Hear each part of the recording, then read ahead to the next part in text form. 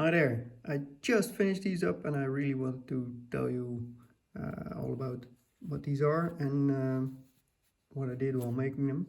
So this is I've called it the Mechanicum Torque, and there's a couple of reasons for that.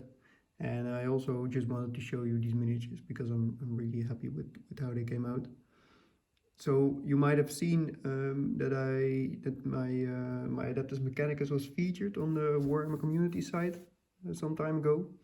So I built the Autoculus, the Catechism of the Autoculus of Mars, which is a illustration by John Blanche, and I built that in miniatures based on that artwork.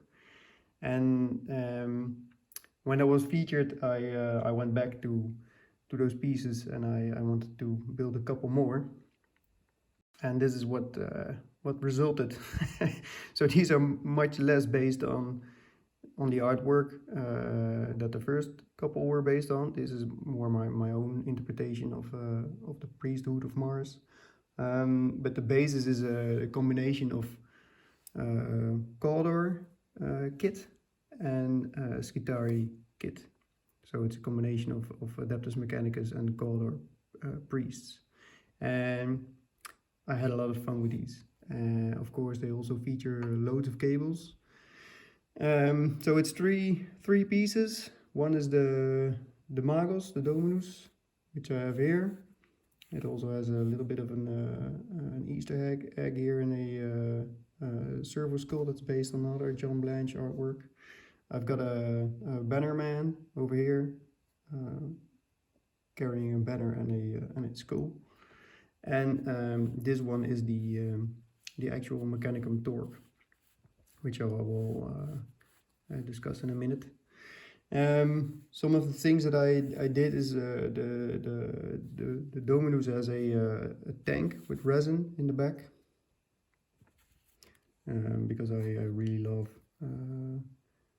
how those things can enhance a piece. I mean, in my previous video I showed the Navigator, which also features a much bigger tank. And in the Autoculus pieces that I made, there was also a tank on the back of the Dominus with a head in it. This one has it's very hard to see. That's also the idea, of course. That there is a claw in there, and that claw is holding something. I'm not going to spoil what it is, but there's something.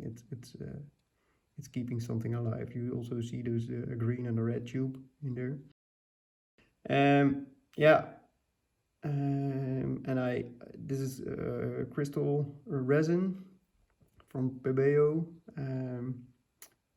Yeah, and if you don't treat it too well, it will come up with all kinds of bubbles, which I think actually really helps with how it looks like. I mean, I hope I can, if I light it like this, you can see a little bit of what's inside.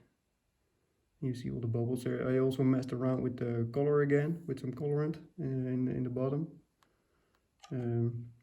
To have some icky effects, so that's pretty cool. As you can see, he's also holding a key because why not? And he has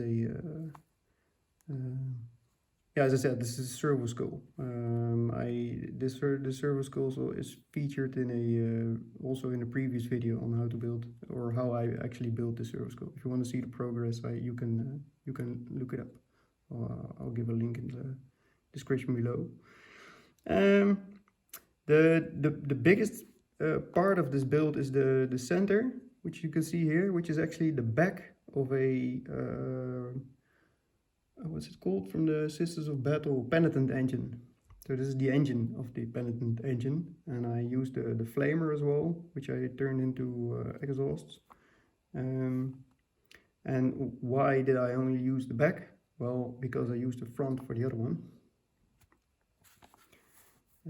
This is the front of the penitent engine. So normally the arms are here, the body is over here, and then it has two legs below it. And I really loved this piece for like this part. This part is the basis of the build. So I took the front of the penitent engine because it really gave me the feeling for for a relic, like sort of vending machine or a reliquary or something in between, which is what I tried to make, because I wanted to make a relic bearer. That was the idea. So I want to have a priest carrying something really big and heavy on his back. And I was listening to some Foxcast editions of Jez Goodwin talking about Adeptus Mechanicus, and one thing that struck me there was how he discusses where the Adeptus Mechanicus get their ideas from. Basically, and they say, yeah, everything in history has equal weight for the Adeptus Mechanicus. So everything that they find, they have no way of knowing whether that it's fact or fiction. So everything is as true. So any story might be as true as any historical account. And they tend to mix up of all kinds of things because they simply don't know what's what. So that got me thinking of what would be a cool relic for an army of tech priests.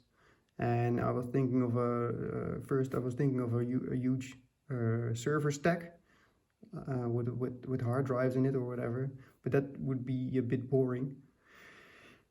At least I could not figure out a way to make that exciting and grimdark. A server stack with small lights flashing might be cool, but didn't fit my idea. So then the idea that popped up was the Mechanical Turk, which is a very cool story. So Mechanical Turk was I think the first automatic chess player. So it was a robot that could play chess. But the whole thing is, it was in 1770 or something. And around that time, you will probably guess there were no computers or robots around. So the whole idea behind it was not actually a robot. It was just a dummy in a cabinet, on top of a cabinet with a chessboard. And inside that chessboard, there was a small man who was actually playing chess. So it was more like a puppet. The robot that stuck out of the cabinet was actually a puppet, and the guy inside was playing the puppet, playing chess. And he apparently actually played chess against Napoleon. So that was a very cool story, and I thought, okay, maybe I can make that mechanical chess player. But then I also thought, so the Mechanical Turk is called a Turk because it was based on a Turkish personage. I don't know how to say this in a proper way anyway. And when I had that image in my mind, I was thinking about the turban and the feather and the gemstone, and that reminded me of the other robot with a bit of Eastern influence, which is the fortune tellers, the mechanical fortune tellers. So you have these cabinets that with a dummy inside there that will tell your fortune for a coin.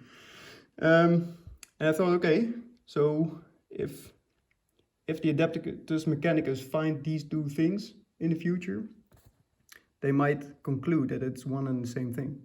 So the chess player and the fortune teller, why should they not be the same thing? So I combined them into one thing. So this is he has both some chess. He's floating over a chessboard. He has some weird chess pieces on there as well. But he's also using the Imperial Tarot. So he has some cards here, and he's holding up a card as well, which was the tiniest thing I ever painted. And he has some more cards over there. So he has become this weird combination of chess player and fortune teller. And in my mind, those chess pieces are part of the fortune that he is telling. So it's all part of the future predictions. So those were two influences that got in here, and the third one is this, what you see here, and that's based on I don't know the English word actually, a punch card. So the first computers they got input by cards with holes in it. So I thought that would be a cool way of inputting the data that the fortune teller would use. And then I also wanted to combine that with something else, which is the Dutch. I mean, in the Netherlands we have the street organs, which are automated organs, and they are being fed by like a book, a music book, which is actually very similar to these punching cards, but then it's just a whole sheet, a folded sheet with punched holes in there. So the idea is that he's holding this book with the fortune that they want to be told. It's being fed in here, and here I try to have like an equalizer ID with the bars that read the input, and it goes through the machine and it comes out on the other side and it spits it out, because that's what the automatic organs in the Netherlands do as well. The sheet goes in one side and comes out the other side, and then inside it reads it and plays the music. So on the other side it comes out, and this hand here is catching it. Yeah, and then we have the back, because I also wanted to refer back to that Mechanical Turk with a small man inside of the cabinet. And instead of putting a man inside this cabinet, which would also have been quite awesome, I just only use his brain. So there's a jar with a brain in there. And my story goes that this is a whole card. Even in the 40K world, this card is not actually used for controlling the robot, but it's used to tell the brain how to play the robot. So this brain is actually the brain inside the machine. That was the idea. So that's quite a convoluted story to tell you what this piece is about. But those were all the ingredients that went into my build. So on the bottom there's this guy carrying the machine, being bent over. And because it's very top heavy, I also wanted it to be a bit realistic in how he's carrying it. So he has this tiny little wheel just to stabilize it, which I thought was a funny touch. Yeah. Anything else? So the feather on his turbine is actually not a feather, but it's a spring, because I thought, yeah, we're still Mechanicus, so they might not even know what a feather is, and just take the next closest thing. The face is really, it reminded me, I've just found it somewhere in my bits box. I have no idea what part it is, but it reminded me of a doll's face, so that was cool. And I mean, the most common comment I get on this was Zoltar, and Zoltar was actually a mechanical fortune teller from the movie Big. I mean, there's many variations on the mechanical fortune teller, but Zoltar is apparently the most famous one. But Zoltar in the movie has these glowing eyes, so I wanted him to have some glowing red eyes as well, which I think worked out quite well. The other piece, which is the banner bearer, I tried to make the flag the same as the icon of the Adeptus Mechanicus, so one skull side and one mechanical side to the head. What else is there? I don't know. So he's carrying the skull and trying to scare you off with it. Some mechanical bits on top of the banner. Yeah. For me, yeah, that claw, I love that claw, and he's holding the key on one finger. I like how that turned out. This is the key. And it's actually the key to, that was the other joke that I built into it. It's actually the key to the cabinet. So there's a lock, which I also stole from the penitent engine. And the Dominus has the key, of course, to open up. Yeah, this is it. So, 3 pieces, the Mechanicum Torque. I think that's all I have to tell. I hope you liked it. There's loads more pictures on my other accounts of these, also of the building progress. So if you want to see a bit of the parts that went into it and the effort that went into it, you can find them there. Hope you liked it, and I'll see you next time. Goodbye.